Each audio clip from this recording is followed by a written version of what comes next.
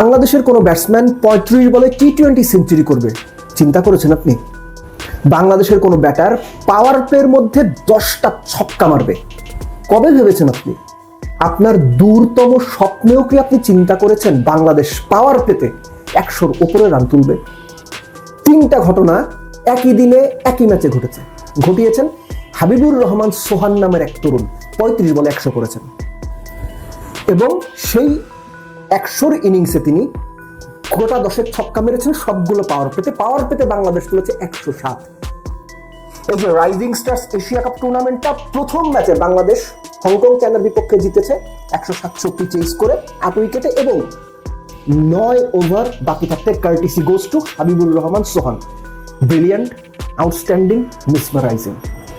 এর সঙ্গে আপনি যোগ করে নিন আকবর আলী 4 নম্বরে নেমে 13 বলে 41 করছে, এবং কিঞ্চিত শাহ নামে এক বোলারের বলে 5টা ছক্কা মারছে সে। এই যে বাংলাদেশের টি-20 সেটআপে নতুন যে প্লেয়াররা আসার সম্ভাবনা তৈরি হয়েছে বা যারা পাইপলাইনে আছে, আকবরের কথা তো অনেকদিন ধরে আলোচনা হচ্ছে, সেখানে আকবরের পাশাপাশি হাবিবুর রহমান সোহান যে ইনিংসটা খেললেন, বিশ্বাস করেন এরকম ইনিংস বাংলাদেশের ব্যাটাররা খেলবেন এগুলো আমরা শুধু স্বপ্নেই দেখি, কিন্তু এটা এখন বাস্তব।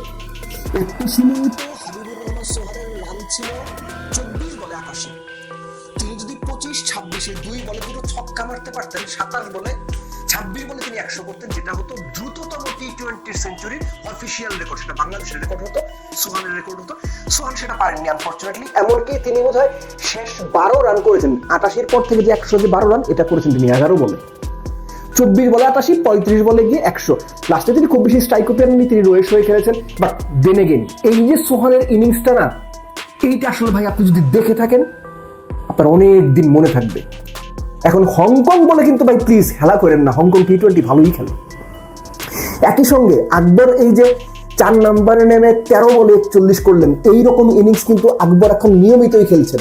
বাংলাদেশের মিডল অর্ডারে যে সংকটটা তৈরি হয়েছে টি-20-তে জাকের আলী অনিকদের কারণে কিংবা তাওহিদ হৃদয়দের কারণে, সেখানে আকবরকে নিয়ে আলোচনা হচ্ছে। সেই আলোচনা আরো যুক্তিযুক্ত প্রমাণ করছেন আকবর নিজেই, বাট মূল প্রশংসাটা অবশ্যই Habibur Rahman সোহানের।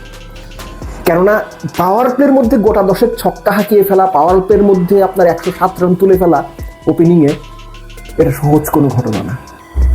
Congratulation Bangladesh, they did really well. বোলিংয়ের দিকটা যদি বলি, হংকং 167 করেছিল, এবং এই 167-র 65 রান হংকং করেছিল প্রথম 10 ওভারে। পরের 10 ওভার তারা 102 রান তুলেছে। আবহাওয়ার অনেক শেষ ওভার কত 25টা 26 দিলেন। সো তারপরে বলবো ব্যাটিং ওয়াইজ বাংলাদেশ হংকংকে জাস্ট উড়িয়ে দিয়েছে। Habibur Rahman Sohan, congratulations to you, very well done young man.